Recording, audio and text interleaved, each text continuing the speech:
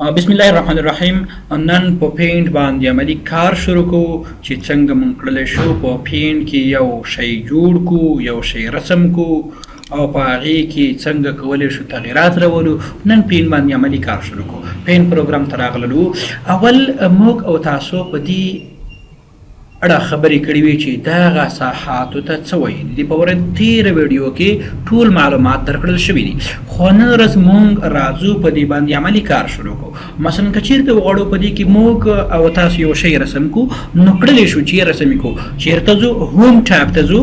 هوم ټاب، په دې هوم ټاب کې دلته لاندې دغه ریبن کې د چی نه ګټه اخلو، د شیپس نه ګټه اخلو. مثلا یو شی رسمو، چې شی رسمو مختلف شیپس دي، مختلف اشکال دي. تاسو کړلی شئ په دې کې کوم یو شکل چې رسم کول غواړئ رسم یې کوئ. شکل سلیکټ انتخاب کوئ. مثلا غواړو یو مستطیل رسم کو، یوه مربع رسم کو. څنګه کولی شو؟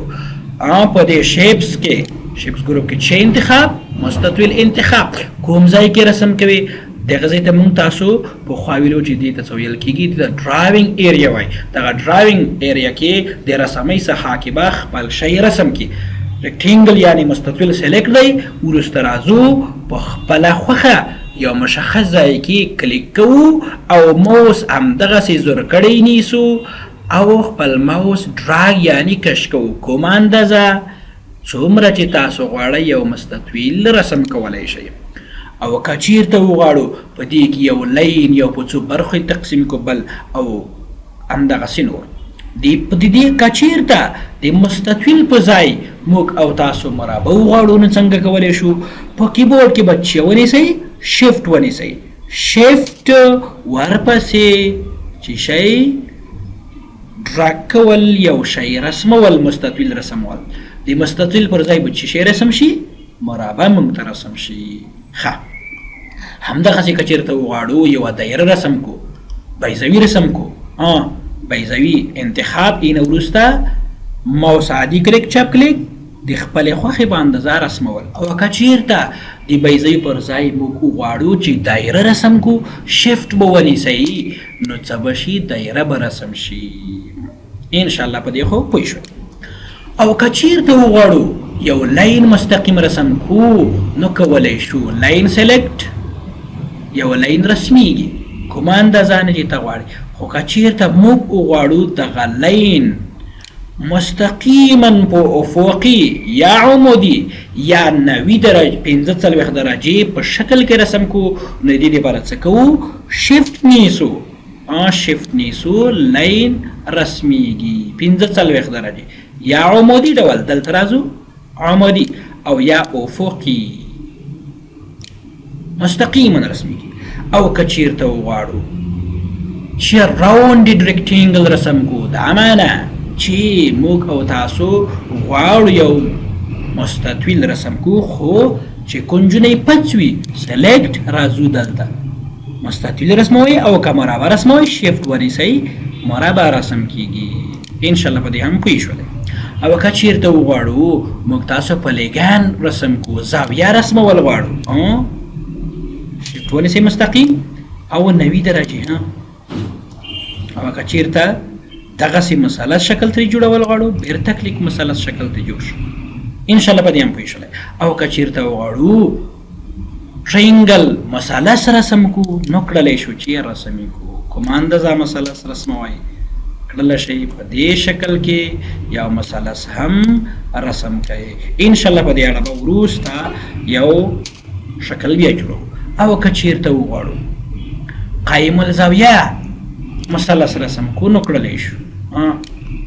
که چېرته وغواړو دغسې ډیامانډ رسم کو، مزاله رسمولی شو. او که چېرته وغواړو مسدس رسم کو، نو کړلی شو دیلي مخې استفاده وکړو. یا د دې مخې مختلف اشکال دي. تاسو کولی شئ چې د دې اشکالو نه په خپلو رسمیو کې ګټه پورته کوئ او د خپلې خوښې رسمي ترسره کوئ. کوم یو خوند درکوي، بس کلیک، اینه وروسته ډراګ کول، په یو مشخص ځای کې رسمول. انشاءالله په دې هم پوه شولئ. دغه د چی لپاره دغه د ټیکسټ لپاره دی که چیرته ته غواړې یو شي په باره کې لیکنه وکړي یو شي ته اشاره کوي نو په دې شکل کړلی شي او داسې نور انشاءالله په دې هم پوه شولی غواړو د زړه شکل رسم کړو کولی شو دا مختلف د شیپس لري مختلف اشکال تاسو کړلی شئ چې رسم کوي شیپس باندې پوه شولی او که چیرته موږ او تاسو راشو دغه شیپس دغه اشکالو ته مختلف رنګونه ورکو یو شکل رسمو ګلاس شکل جوړو بل ته لږه کوچنی لاین را اخلو دغه څنډه د دې څنډې سره وصل کوو او دغه څنډه هم د دغې څنډې سره وصل کوو اوس غواړو چې دغه ګلاس ته یو رنګ ورکو دغه رنګونو کې مختلف رنګونه تاسو کولای شئ چې ورکړئ دغه رنګ سلیکټ اینه وروسته ټولز کې چیرته راځو فیل ویت کالر دغه رنګ ورکا د لاندې ته دغه رنګ ورکا او د دې نه لاندې ته دغه رنګ ورکا تاسو کولای شئ چې په دې شکل کې یو ګلاس جوړ کړئ او هغه د ګلاس ته چې لاس ته یې جوړه کارو لاین دغسې لاس ته یې هم ورکا منځ کې ونیسه داسې کش کا دغه هم لاس د شکل هم ګلاس دپاره جوړ کړ تاسو کولی شئ په دې شکل کې یو ښکلې رسمي جوړه کړئ د خپلې خوښې رسمي جوړه او د هغې نه په نورو ځایونو کې ګټه پورته کوي اوس راځو دغه اشکالو ته راغلو ټولز ته راغلو غواړو په دې شکل د پاسه د پنسل په واسطه یوه لیکنه وکړو کوم رنګ کې په دغه رنګ کې څه شی خوست د پنسل په شکل کې تاسو کولی شئ چې یوه لیکنه د خپلې خوښې پرې وکړئ د ځکه اندازه غاټه او یا وړه اندازه غاټه د لیکنې او یا نری ډبله او که نری راغلو موږ غواړو چې په دغه ګیلاس کې دغه ساحه دغه لاس ته یې صفا کړو اریسر انتخاب اینه وروسته د خپلې خوښې یوه ساحه اریس کول صفا کول کوم ځای تاسو صفا کول غواړئ صفا کولی شئ د بال لږ د اضافه شي انشاءالله په دې هم پوه شئ دې نه وروسته فیل ویت کالر مثلا دغه ځای ته موږ غواړو بل رنګ ورکړو دغه رنګ یا اول سلیکټ انتخاب یا وروسته انتخاب دغه زیړ رنګ ورکوو په مربوطه شکل باندې کلیک کول که چیرته وغواړو موږ او تاسو د بل ځای نه یو رنګ انتخاب کوو او په بل ځای تطبیق کوو نو د څه نه ګټه اخلو د پیک کالر پیکر دا معنا چې یو رنګ د بل تصویر نه خوښ کا او په بل ځای تطبیق کا څنګه مثلا کوم دغه سور رنګ انتخاب کا او په دغه ځای تطبیق کا کالر پیکر دغه رنګ انتخاب کا او په دغه ځای تطبیق زه د بل ځای نه یو تصویر راخلم مثلا دغه تصویر ما راواخیستلو د دې تصویر دغه زیړ رنګ راخلو په دغه ځای تطبیق کوو کوم رنګ دغه رنګ په دې ځای تطبیق کوم رنګ دغه تور رنګ په دغه ځای تطبیق کوم رنګ انتخاب کا دغه سپین رنګ انتخاب په دغه ځای تطبیق انشاءالله په دې هم پوه شولی دې نه وروسته ټیکسټ که چیرته وغواړو د دې د پاسه د خپل تصویر د پاسه موږ لیکنه وکړو نو د ټیکسټ ټول په ذریعه سره یې کولی شو ټیکسټ انتخاب کوم ځای باندې لیکنه کې دغه ځای باندې لیکنه غواړو څه شی لیکې کوم شی چې لیکې همغه شی به سلیکټ ته ولیکي مثلا دلته ټیکسټ په نوم یو ټاب موږ ته خلاص شو د ټیکسټ دپاره کوم فنټ نه ګټه اخلي کوم فنټ مختلف فنټونه دي د لیکنې مختلفې نمونې دي تاسو کولی شئ چې په دغې نمونو کې د یوې نمونې څخه استفاده وکړئ او د دې نه وروسته اندازه د لیکنې ده څومره اندازه شپږ او لیکنه ډبله او یا نری ایټالیک په څنګو او کنه انډرلاین د وي یا د نه وي چک ترو د وي او یا د نه وي موږ او تاسو فقط لیکو خوست ولې نه لیکل کېږي ځکه چې د بیکګراوند رنګ او د لیکنې رنګ یو شی ده دغه رنګ او دغه رنګ یو شی نه د لیکنې رنګ به یې تغییر کړو شین رنګ خوست سټي. موږ دغه لیکنه وکړه، تاسو کولی شئ اول طرف ته کش هم کوئ. دغه ټیکسټ ټول په واسطه سره کولی شو چې موږ تاسو په خپل عکس او په خپل تصویر باندې لیکنه په خپله خوښې ځای کې ترسره کړو. ښه، هم ته بیرته راځو، هم ټاپ ته بیرته راځو. راغلو بیرته زوم ماګنیفایر. ماګنیفایر څه کوي؟ موږ ته خپل شکل زوم کوي، رانږدې کوي. که چېرته موږ وغواړو دغه شکل نه نږدې وګورو نو ماګنیفایر نه ګټه اخلو. ماګنیفایر سلیکټ اینه وروسته په خپل تصویر باندې کلیک کول، کوم ځای چې تاسو کتل غواړئ. څومره غاټ شکل کې موږ ته وښودله، غاټ په اسانۍ سره تاسو کولی شئ په دې کې تغییرات راولئ. دغه شکل تاسو لپاره ډېر غاټ ښیي. انشاءالله په دې هم پوه شولی. بیرته ماګنیفایر. ماګنیفایر څه کار کوي؟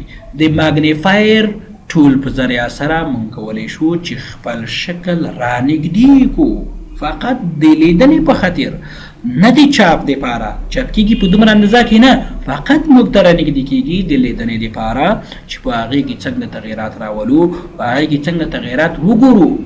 خپل تصویر د نږدې نه ګورو، خپل شکل د نږدې نه ګورو، خپل شکل د نږدې څخه ګورو چې کوم تغییرات، کوم نواقص خو نه وي پکې. مثلا دغه شی، دغه تصویر وړوکی ده، زه غواړم چې دا مګنیفایر کړم، غاټ یې کړم چې موږ ته له نږدې وکتلی شي. مګنیفایر فعال چپ کلیک په ذریعه سره.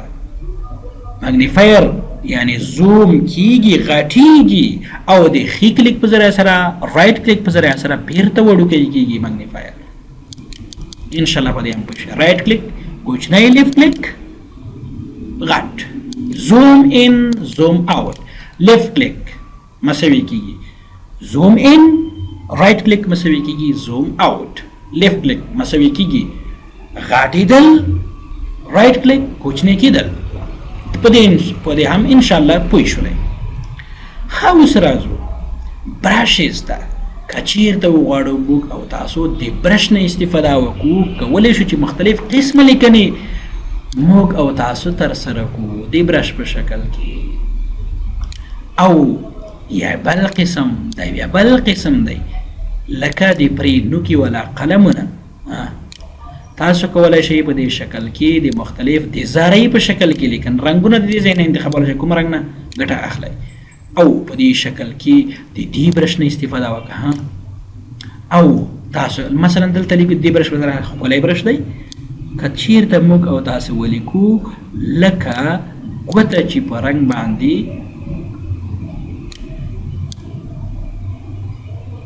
لمده شي، نه وروسته لیکنه پکې وکړئ. خوست. ښه، په دې شکل کې د دې برش نه ګټه پورته کوئ. مختلف اقسام دي، او کولی شئ د دې برش نه ګټه پورته کوئ. تاسو کولی شئ د دې برش نه ګټه پورته کوئ، او همداراز د دې برش نه هم کوم یو د ستاسو ذوق سره برابر وي، تاسو کولی شئ د دغې برشز نه ګټه واخلئ. ښه، راغلو ایمیج ته راغلو. دغه یو ځل زه کلیر کوم. راغلو ایمیج ته. مثلا یو شی رسمو، مستطیل، دې ته یو رنګ ورکوو. کوم رنګ؟ دغه زیړ یا شین رنګ ورکوو. کلیک. غواړو چې موږ او تاسو په دې کې څه تغییر راولو. سایز یې وړوکی کړو، سایز یې غاټ کړو، او یا کوچنی کړو، او یا یو بل طرف ته دوران ورکړو. اول خو موږ او تاسو راځو سلیکټ نه ګټه اخلو. select rectangular selection، دا معنا چې په منظم ډول موږ ته په دغه شکل کې یوه ساحه سلیکټ کا. په منظم ډول کوم ځای سلیکټ کوو؟ دغه ځای سلیکټ کا. د دې ځای نه غواړو چې کټ او یا هم کپي کړو. سلیکټ. د نه وروسته راځو کلیپبورډ ته. کټ. د دغه ځای نه دغه سلیکټ شوي ساحه کټ کا. غواړو دغه کټ شوي ساحه بل ځای کې وکاروو. راځو پیسټ ته. پیسټ دغه ځای کې موږ ته پیدا کړه. کلیک پې وکړئ. کوم ځای چې تاسو کش کوئ، کوم ځای چې تاسو ږدئ کېښودلی شئ، دلته یې غواړو. مثلا بیا سلیکټ ته راغلو. فري فارم سلیکشن دا معنا چې په دې شکل کې په غیر منظم ډول زمونږ په خوښه یوه ساحه سلیکټ کا غواړو دغه د دې ځای نه کاپي کو کاپي او بل ځای کې غواړو پیسټ کو هغې نه استفاده وکړو پیسټ دغه مونږ او تاسو د دې ځای نه کاپي کړله خو په غیر منظم شکل کې باید یادونه وکړو چې د کټ او کاپي ترمنځ فرق څه شی دی کټ د پخواني ځای نه معلومات پرې کوي یعنی لرې کوي او په بل ځای کې د هغې نه استفاده کولی شي خو کاپي پخواني ځای کې هم معلومات پاتې کیږي په نوي ځای کې هم د هغې نه ګټه اخیستلی شي باید یادونه وکړو چې کټ کاپي معلومات په بل ځای کې د استفادې لپاره د کوم کمانډ نه ګټه اخلو د پیسټ کمانډ نه ګټه اخلو کوم معلومات چې تاسو کټ کړي یا کپي کړي وي په بل ځای کې کارول غواړئ نو تاسو څه وکړئ په پیسټ د پیسټ کلیبورډ کې د پیسټ بټن څخه ګټه پورته کړئ یا د هغې شارټکټ لنډلاری څه شی دی کنټرول جامع وي دلته معلومات درکوي که چیرته ویډیو کې ریکارډ شول لاندې د پیسټ نه معلومات درکوي پیسټ معنا قوس کې چې ورسره دی شارټکټ کنټرول وي کټ شارټکټ څه شی دی کنټرول ایکس او د کاپي کنټرول سی انشاءالله په دې هم پوه شولی ښه په دې خو انشاءالله پوه شولی فري فارم سلیکشن او ریکټینګولر سلیکشن سلیکټ آل دا څه کار کوي مثلا ما یو پخوا دلته مختلف اشکال جوړ کړل دلته په یو ځل مې ټول سلیکټ کړل په یو ځای هغه یو ځای سلیکشن د چې شي له مخې و سلیکټ آل شارټکټ چې شی دی کنټرول جمع ای ما د شارټکټ څخه ګټه واخیستله نو ځکه ما ټول سلیکټ او په کیبورډ کې مې ډیلیټ بټن پریس کړو ټول صفحه شو سلیکټ آل ټول سلیکټ دي اوس په کیبورډ کې ډیلیټ بټن پریس کړئ ټول به صفحه شي کنټرول زیډ بیرته انډو ښه بیرته راغلو کنټرول زیډ معنا انډو یو عمل بیرته فسخه کول بیرته واپس کول ښه سلیکټ